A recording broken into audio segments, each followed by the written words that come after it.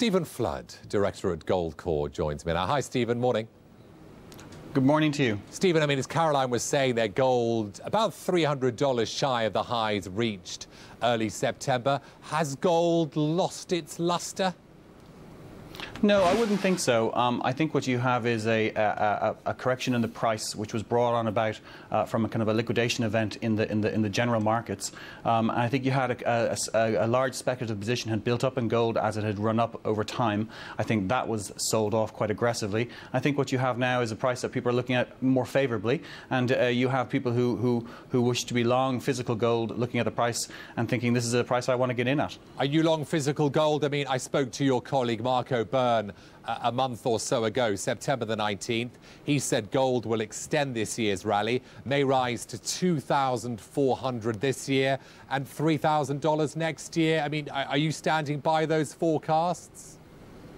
Well, I think it's very difficult to make pinpoint forecasts in a market like this when we have such a news flow at the moment that is very unpredictable, especially when it's driven by government policy and monetary matters around the world. But I do think gold as a proxy for risk probably will continue to rise.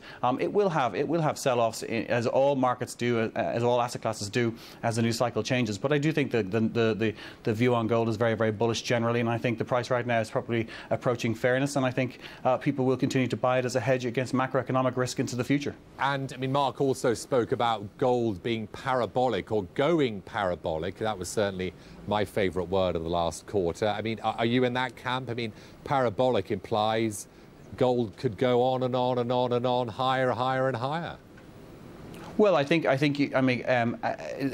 will be a point in the future when gold prices will probably rise very, very fast indeed. I don't know when that'll be specifically. I think it's dependent on the macro situation globally. I think, though, that it's something that I don't think people should necessarily focus on too much. I think you need to have gold as part of a diversified portfolio. I think it's an essential component in a globalized economy that we have today, and I think that's why investors have turned to it over the last 10 years. Why it's seen returns. You know, this year in the last 52 weeks, it's up 24%, and I think that's a telling story in terms of risk in the world. So yeah, there might be a point in the future where it might go parabolic. I don't know when specifically that will be, but I do think that people need to be at least have an allocation to gold as part of a diversified portfolio. What about silver, Stephen? 28% lower in September. It was only a month ago. We were all saying this is the best performing commodity of the year, but a worst month since 1980. Is silver no longer an investment choice for us? No, but I do think an awful lot of speculative money tends to follow silver.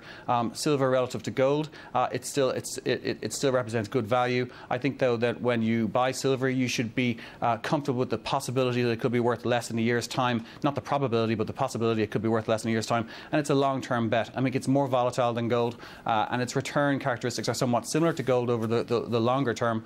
But I do think silver is probably undervalued at where it is right now. But in the future, who knows where it'll be. I think a lot of people do like to have an allocation of silver, but I think when you're looking at risk and risk mitigation, I think gold is probably your best bet. Okay, gold, your best bet over silver. Stephen, thanks for joining us today. Stephen Flood, their director at GoldCore.